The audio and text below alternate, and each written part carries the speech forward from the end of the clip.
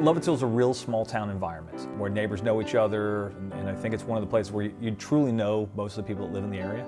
This town is very special. You get the feeling when you come into this office, when you go into a restaurant, when you go anywhere in the town, people talk to you, they speak to you.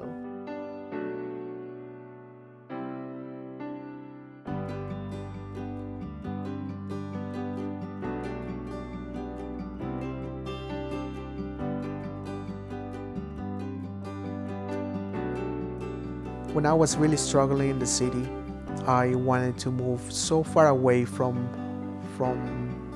the city as possible. And until I found this place, Lovettsville.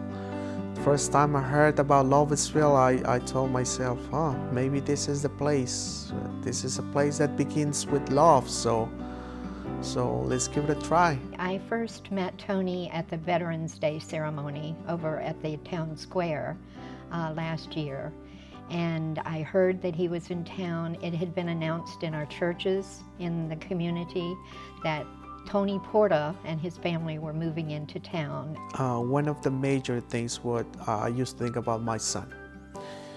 How would other children react when they the first time they would see me or something like that, you know, if they would point fingers on my son about me. But when I moved here, though there were so many children that they already knew me because their parents talked to them about me. So right now I don't have that problem. I can go outside and there could be 100 children outside and no one will cry or look at me in a different way because they already know me. I hope most people, when they see Tony, see his service and they see him. They don't see the injury, and I think a lot of people here have done that. You see me right now the way I look right now, a hot boy, you know, I'm looking good, yes. But long time ago when I met my wife, I was having so many surgeries on my face. I had so many staples on my face. My face used to be bloody all the times. And that's when I met my wife. I'm from Colombia, and I met him when I was there. He was here, but we have a website, and so we have some friends in common. So for a couple of friends we made, but we made in person in Peru. I traveled to Peru and him too, so he has his family there. Yeah, I was nursing in Colombia, understand how he feel about his injuries. I met a lot of persons with a lot of sick and so different things. And when you talk with me about how they feel, so that helped me a lot with this.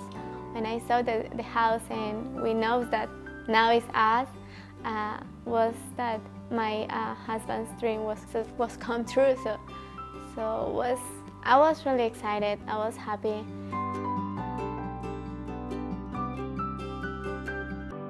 With this brand new house, I want to give her something else that came from me.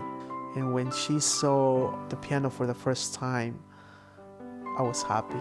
I was happy to see you seeing my wife so happy that, you know, it just brought chills inside me because of how happy she was. And that's all I care.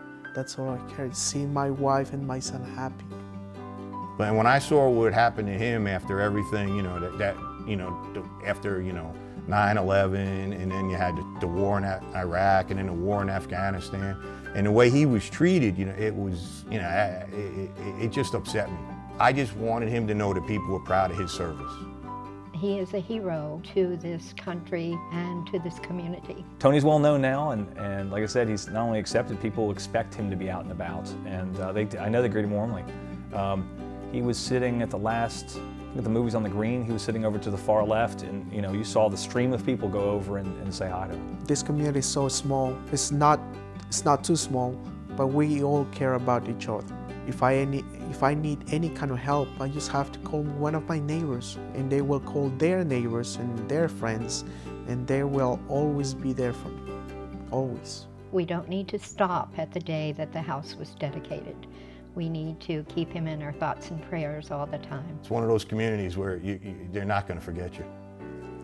We have coined the phrase, love begins in Lovettsville. And that's what we want to make sure that that message gets out there.